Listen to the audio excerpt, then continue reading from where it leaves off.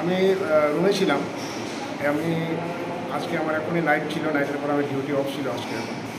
তো ম্যাডাম নতুন উনি পেডিয়াট্রিক্সে এমডি করে এসছেন, এখানে ডেপুটেশনে এসছেন আমাদের হেল্প করার জন্য। কারণ গত 3 মাস ধরে আমরা এখানে তিনজন ডাক্তারের ডিউটি করছি।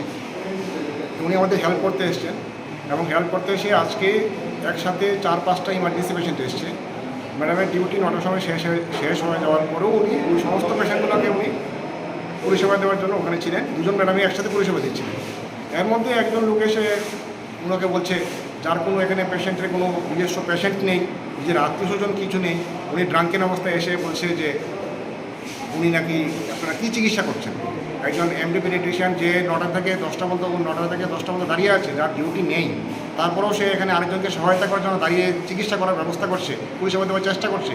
তাকে সে জিজ্ঞেস করছে যে আপনি কী পরিষেবা দিচ্ছেন বা আপনারা কী করছেন, চিকিৎসা করছেন। তো এই ধরনের ঘটনাগুলি একটা নিত্যনৈমিত্তিক ঘটনা হয়ে গেছে। ইনফ্যাক্ট আমাদের যে ফিমেল মেডিকেল অফিসাররা আছে এখানে ডিউটি করতে এখন ভয় পায় যে কখন কোন সময় কার সাথে কী ব্যবহার হয়ে যায়।